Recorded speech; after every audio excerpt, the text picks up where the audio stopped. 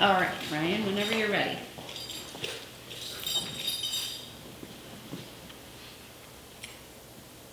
Matthew Hussey, a British life coach, once said, "Confidence isn't a light switch, it's a muscle." And I am here to support this claim. Hello, I am Ryan Clifford, and over my life, I have made it my goal to become less scared and more confident.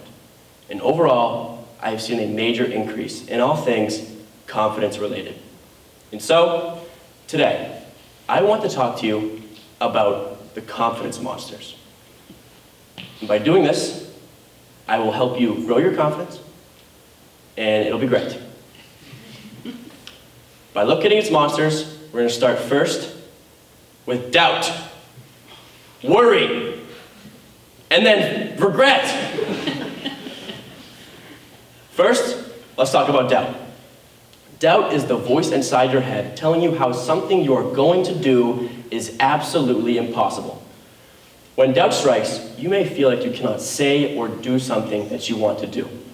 This may cause you to never find out that you are an amazing guitarist, or that you're an amazing singer, or this may make you feel like you will never own that super fast, amazing sports car you've always wanted. Now, I know how to solve doubt because I have had a personal experience with doubt. And to let you know how to solve it, I will teach you about doubt.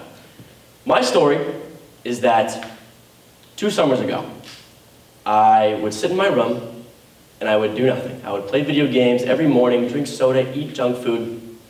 So once I realized these habits, I began optimizing my environment. And as I began optimizing my environment, I soon felt better. Instead of drinking 9 sodas a day, I would drink water. I would go to the gym instead of playing video games my entire day. And so, now that I took these habits and got rid of them, I felt like I could do a lot more. I felt cleaner. I felt more confident in myself. And so, the doubts in my head that I had soon became very quiet. So that's what I recommend. Optimize your environment. Oh, that's too soon. Locate the habits and thoughts in your head that you think may be hindering you with doubt, and deal with them however you see fit. Now, worry. Worry is the roadblock in your mind telling you how something you're about to do is going to go terribly wrong. When worry is in play, you will probably second guess yourself and not reach your goals as fast as you wish to. This may cause you not to take risks and will probably hinder your growth as a person. The solution for this guy seems easy, but it is more of a process. To explain this process, I will explain a story I have with doubt, with worry, this summer for senior seminar. It occurred this summer for my project where I interviewed 7 people all about confidence. The worst interview out of all of them was the first one. Not because I hated the guy, or he hated me, or because I hated that we were at McDonald's, but rather because I was worried. I was worried the entire time that he was going to hate me and think that my ideas were dumb and stupid and that I was dumb and stupid. But after I finished that interview, after I did it, I went on to do 2 more that same day. I felt absolutely amazing. Basically, what I'm trying to tell you is that to overcome worry, to overcome this roadblock in your mind, a good solution is to get out there. It sounds very self-explanatory, but like I said, it's more of a process. Because you should start small. Make your way to your big goals, and soon, worry is not going to be a problem. As you overcome worry, you will be more comfortable with the uncomfortability, and therefore won't be drawn away by it, and rather welcomed by it. Finally, let's talk about regret. Regret is the voice, the rain cloud on. When regret is in play, once you've done something out of your comfort zone or made a mistake of any kind, regret may appear. Regret is the hovering rain cloud that follows you when you continue to let something in the past bother you today. When regret is here, you may be discouraged to try something again because you are too worried about how the first time it didn't go so well, or you may feel that a tiny mistake you made your friend or family absolutely hate you. This will probably cause you to never try something again and will probably hinder your growth as a person. But this feeling of thinking back into the past, this rain cloud that follows you, is called rumination. And when you ruminate, you make yourself feel lesser and lesser.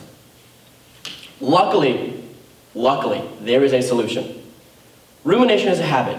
Therefore, we have to break the cycle. So something that I do myself is I recognize my problem and find a way to solve it so that it can no longer bother me. For example, instead of ruminating on the fact that in 7th grade I was doing an interview, a speech in Miss Garfield's science class about the cell, and I voice cracked, and it was so embarrassing, it was terrible, and everyone laughed at me, I think, okay, that was funny, but also very embarrassing. And I think to myself, okay, next time, I'm going to talk slower. Next time, I'm going to think more about what I have to say. Next time, I'm going to prepare myself more for that speech. In that, I just solved my problem. There is no need for me to think about that terrible voice crack because I can't do anything about it. It's in the past. And I solved it. I took the blame, I took the embarrassment, and I grew from it. To grow and escape rumination, you must first recognize your mistakes as mistakes and your embarrassment as embarrassment and take it and grow from it. Give yourself the time and space to grow, and soon your confidence muscle will be huge and worry, regret, and doubt will all be defeated. Well, now that all the monsters are gone, now we can start exercising our confidence. Actually, just by defeating these monsters, just by getting rid of them, putting in the work to get rid of these monsters, your confidence will have already grown. As the quote in the beginning says, confidence is not a light switch, it is a muscle. Therefore, you must put in the work, put in the time, put in the effort, so that you can grow your confidence, and soon, your confidence muscle will be absolutely huge. But listen, if these strategies don't work for you, that is okay. Everyone is different. Everyone has their own confidence monsters, their own things they have to solve, and their own ways to solve these monsters. But one thing I would like you to take from this speech, if it is not the strategies, if it is not anything else, I want you to understand that your confidence can 100% be exercised and grown no matter who you are, no matter where you are, no matter what. You can grow your confidence. The benefits of this are amazing. You will feel amazing, everything will be amazing, everything will be a lot better. Now, if you don't want to listen to me say that, listen to Joe McDowell say that.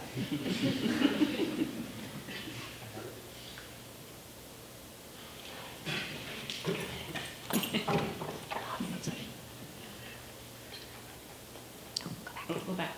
I know. Yeah. Okay. I think that being confident in yourself will take you very far in life. I think that having confidence in your abilities and being able to recognize your abilities can help you be very successful. The most successful, driven people have to be confident in themselves in some ways, but also humble in others. I think there's a balance that you have to reach, right? Moderation in all things, as some philosophers would say. It's important to know your confidence, know your worth, know your value, but also be humble enough to learn and grow. And I think when you combine those, that just leads to you being more confident in your abilities because you're able to improve. And I think that's a good way to move forward and succeed in life. Thank you.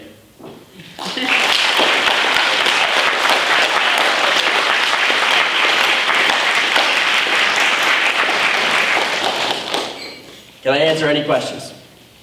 Yes, Mr. McIllen.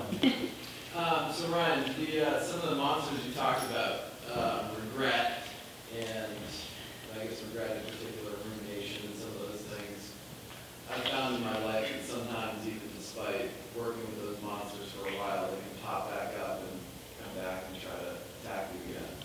Do you have any advice for us?